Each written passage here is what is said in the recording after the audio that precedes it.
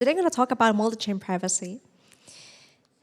And so I kind of want to clarify first that the scope of this talk is just going to focus on-chain privacy. I'm not going to touch upon everything else that is not the data that is written on the ledger and that can actually be used to break anonymity. But just to clarify, that would not be enough to provide end-to-end privacy. So when we talk about end-to-end privacy, we have to look at everything from the peer-to-peer systems, the mempools, and everything else that is read from the ledger but not written in the ledger. So just something to keep in mind. So the first thing I would like to share is actually this framework of mind. When we're trying to actually provide the best on-chain privacy, really the worst enemy is the chain analyst. And I kind of want to share a little bit about how they think. So first of all, chain analysts are, unlike what a lot of people think, chain analysts are not actually detectives. They are striving for coverage and striving for some level of confidence, but they don't care about real-world identity. They don't care about 100% accuracy. But the most interesting thing is the motives of the chain analyst. And the success metrics depend on what analysis is for. Some do it for fun, others do it for science, but most chain analysts today do it for profit. And they get paid a lot of money nowadays to help other people make money. So people who are traders, investors might pay for this data. They get paid a lot of money also to help others make sure they have paid money, so law enforcement, compliance, so on. And then they help people who are detectives, investigators do their job. And as you can see, the market has actually grown a lot for the last 5 years. And nowadays, we even have decentralized marketplaces for doxing people, which is great, like Arkham. So what does a chain analyst do? And this is going to help you understand later what it is, where is the data leaked, and what it is that we can do to make on-chain privacy stronger. So really, the TLDR of a job for chain analyst is just they take a really large data set, think of an anonymity set. For example, all the blocks, all the data on the Bitcoin blockchain, all the data is available when you run a full node on Ethereum. And all they do is turn that into a very small anonymity set. So they try to take that, just billions of transactions and accounts, and they result in a few thousands or the smallest set possible. And to do that, they combine basically passive and active methods. Passive methods are simply about you look at the data, and then you try to apply, for example, statistical analysis, transaction graph analysis, and other heuristics. Actually, you can get really far by just looking at this kind of data. And then there's a whole new set, which is active methods. The difference is that with active methods, you are directly interacting with the chain, and you can do interesting things. For example, the deny and gift attack, which is if you have followed a little bit through one property of the shielded transactions or the leverage, when you leverage zero-knowledge proofs, is that you remove the transaction graph, right? So technically, you do not have as much data as in pseudonymous chains to analyze anymore. But when that is the case, you can actually pursue active methods where you are, in this case, the way it works is you're fingerprinting certain transactions before they hit the shielded set. And then assuming that it will survive within the shielded set, as soon as they leave, you can actually link them. So that is just an example of active methods. There are other active methods that are less sophisticated. Simply you make a deposit to a public address, and then you follow on-chain what's happening later on. And that allows you to map out a big part of all activity on-chain. So another thing that you do is to get even better coverage is to combine it with off-chain data, right? Until now, we were talking about all the data you get just by reading the ledger. But later on, you take, for example, activity on social media, you crawl the web and then try to look for, back in the early days of Bitcoin, it was really common for people to publish their public keys on there. So you can crawl the internet and try to match it to these to the activity on chain, and all of a sudden you get a pretty good view of what's going on, what people are doing. So the other thing that chain analysts do besides reducing anonymity sets is they try to cluster them. So by that, it means that they are looking at what people are doing and try to label these activities. So you go from a large data set into like smaller ones, and they're categorized by, for example, activities on something like WikiLeaks. It could be something else. And an interesting observation I want to share is that at times when we only have cryptocurrencies, Bitcoin and these alternative chains, it was actually harder to get the clusters because all you had was computational compressor. You only had transactions to look at. Everything looked like payments to you, and then you had to like try to get data, rely a lot more on OSINT to determine what's happening on chain. But with the proliferation of chains like Ethereum, where all of a sudden you have more specificity at the settlement layer, means that you now have dApps, right? And dApps have their own application logic. Just by looking at that, you can tell, you get really the cluster. So interesting enough, with more programmable settlement platforms like Ethereum and all the newer ones, you actually get the clusters by default. That's what I was trying to say. Like in the case of Ethereum, you don't need to anonymize it; it anonymizes itself. And the TLDR of what a chain analyst does is you try to be sophisticated about some value analysis, time analysis. You can get fancier with active methods like if tags, but then you have Ethereum people using NFTs as Twitter profiles, and that basically does almost all what you need to do. So it's become actually easier to anonymize programmable settlement platforms. So the other thing I want to clarify is that cryptography has evolved a lot ever since Bitcoin launched. Now we have zero-knowledge proofs, and we have other kinds of privacy-preserving protocols and schemes, but that doesn't necessarily mean that you actually have better privacy. And this is what I'm trying to get to, where we all assume that if this project delivers some kind of zero-knowledge proofs, then it results in better privacy, but that's not always the case. You can always also use zero-knowledge proof schemes for succinctness and not just for privacy. You can also use it in a way that in practice doesn't lead to privacy. There's just a lot of caveats and nuances in there. So with this table, I want to show you that even when it comes to a protocol that supports natively shielded transactions, it doesn't actually mean that there's zero data being leaked. And the more data there is, the more information there is for the chain analyst to take advantage of. And here I'm listing really a set of the data that you can actually leak by using even in the chain supports shielded transactions. So here on the left, we have transfers to shielded set, transparent to shielded transactions, where you leak basically almost everything and the sender of the address.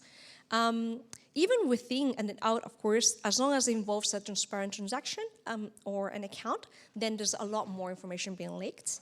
But even in the middle, when we're talking about transfers within Z to Z addresses, shielded transactions, there's also some data being leaked. So it's not equivalent to zero. Even if you're not leaking the entire transaction graph, there's still some information that is being leaked and can actually be leveraged to de-anonymize. And here we're looking at, for example, transfers within the shielded set. You can analyze at, okay, what is a shielded set transaction and what isn't? That is also a statistic. And there's other information like transaction fee. So there's actually a lot that you can do. There have been numerous studies that try to de-anonymize Zcash, which at the moment is still the largest shielded set that uses shielded transactions, zero-knowledge proofs.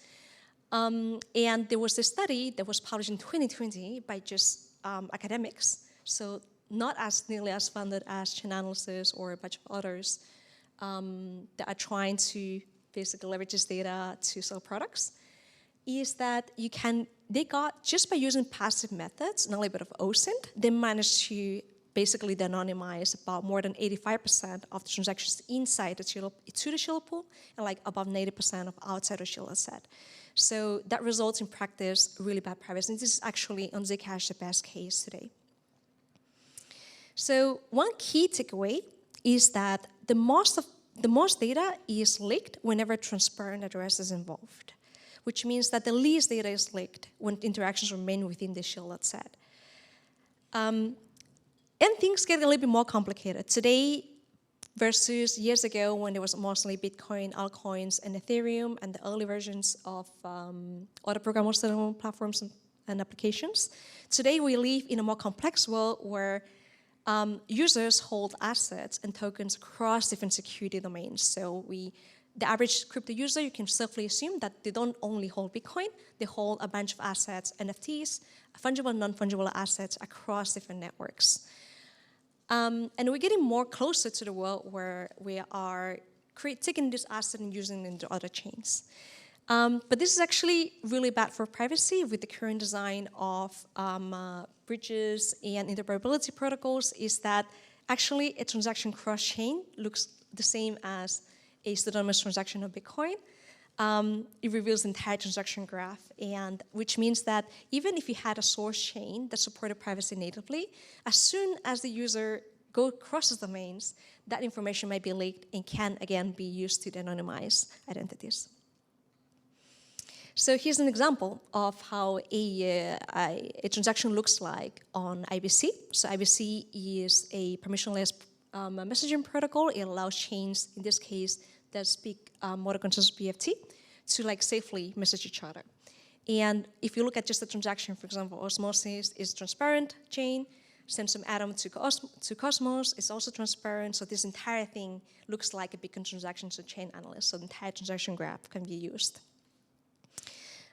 Things get a little bit harder for the chain analyst as soon as you involve another chain that supports privacy natively, so say Namada, supports Shilla sets.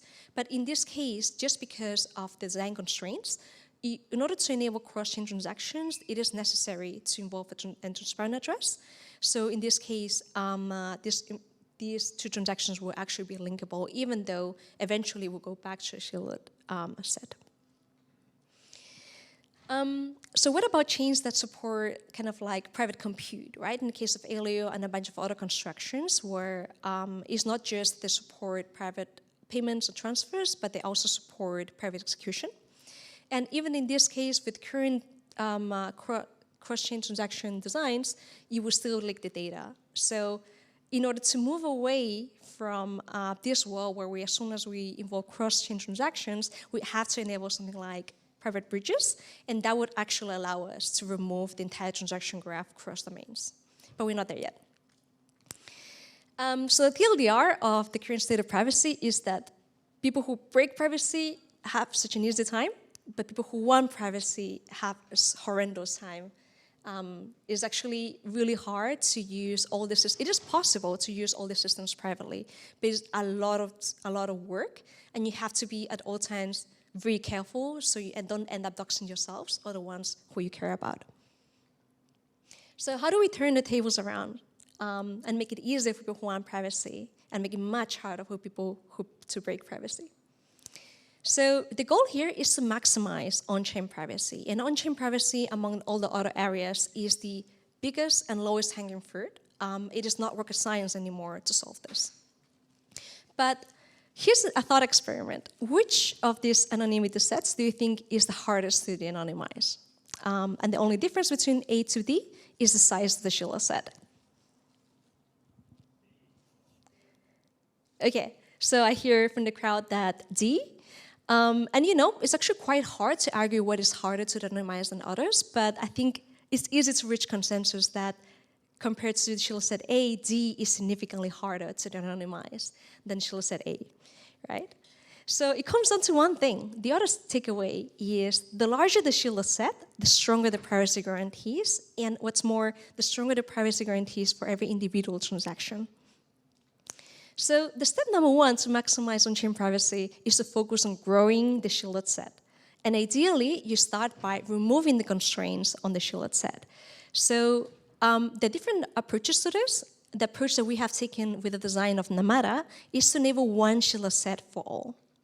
If you look at how privacy has been designed so far, it's always been either coupled to a currency. So you had to, if you wanted privacy, shielded transactions, you had to necessarily use a monetary policy like the ZEC. And then on programmable settlement platforms like with Tornado Cash, ZK Money, and so on, you actually end up with, even there's a lot of more privacy preserving applications, you do end up with a fragmented privacy set.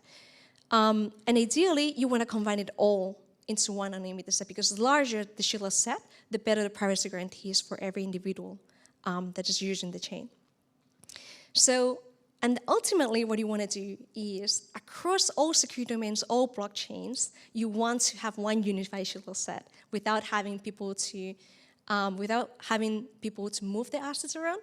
And this is what you can enable with private bridges eventually. So yeah.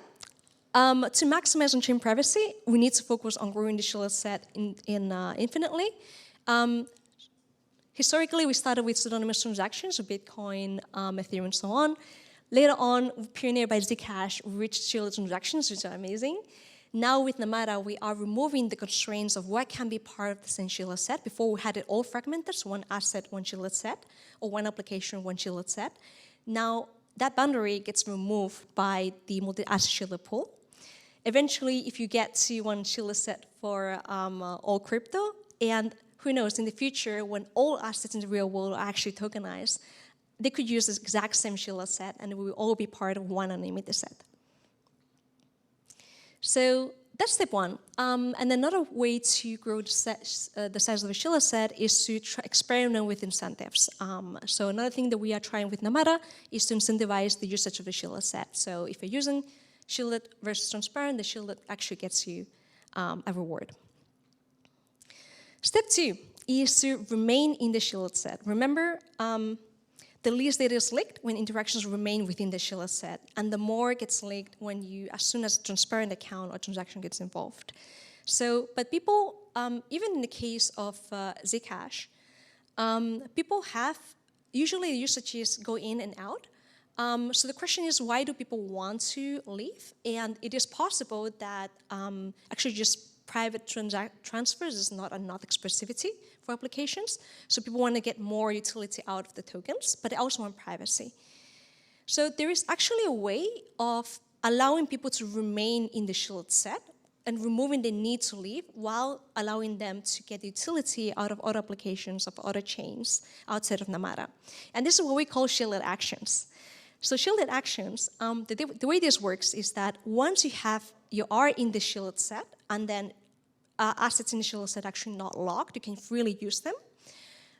You authorize a sequence of interactions on other chains. For example, on Osmosis, but it could also be on Ethereum, Uniswap, and so on. And this allows you, because it comes from the shielded set, and then it later on comes directly back to the shielded set, those interactions are not linkable.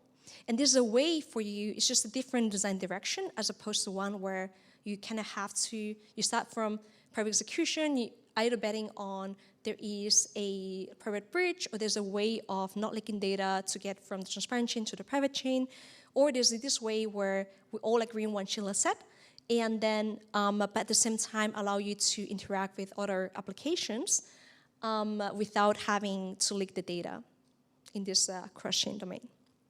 So that's one design direction that is a bit different than most other projects are taking. And the step three is to boost privacy through vertically integrated UX. And I stress a lot about vertical integration. It is true that there is a lot of people say that privacy hasn't been adopted due to UX, but I think that a big part of the UX is constrained by the protocol. So this is why in our design, we actually start from removing the barriers for what can be part of a shielded set. You start with that, and then later on enable applications like shielded actions and so on. And then the third step still is definitely on the end user interface level. So there's actually a lot of things you can do to make on-chain privacy much stronger that is only involving features on the end user interface. So that would be step three. So here's another question. Here are different anonymity sets. So there are shielded set 1, this is A, with one type of asset in the shielded set, and then where like the transfer just leaves immediately, basically. And then there is D, the extreme, where the shielded set size is really large. The type of assets in the shielded set is just also really large, a lot of diversity, and where you randomize not only the values when you exit, but also the times when you exit. So which one do you think, and of course there's something in between, something where you keep the limited amount of assets in the shielded set, but you keep constant the time and amounts. There's another part where you have one type of asset, but you randomize the amounts. So which one do you think is the hardest to de-anonymize? Yeah, okay. So this is also for debate, right? It's hard to estimate exactly what's going to be hardest to anonymize. But definitely one shielded set where you randomize and you have infinite amount of shielded assets types and amounts in the shielded set is going to be significantly harder to anonymize than one that is set in a way. So with all we're going to say is that, and this you can actually enable only, so the part about types of assets in the shielded set, that needs to be changed at the protocol level. And with the multi-asset shielded pool, that's what allows you to do. It allows you to have arbitrary types of assets in the shielded set. And then by making it easier for any asset to be part of it, then it allows you to like remove the constraints of the size of the shielded set. Because in the world with Zcash, theoretically the upper limit of the shielded set is how much ZEC there is in circulation, and so on. So if you want to take even a step further in boosting privacy on chain, you can, at the interface level, randomize things like the time and even randomize the values. And that is just going to make it much, much harder for chain analysts to do their job. So yeah, and the other last takeaway is that I feel like we've been focusing a lot on building privacy tech that works really well for cypherpunks, but just remember that we need to build privacy tech for everyone and not just for cypherpunks. And that's it. That's my talk with chain privacy.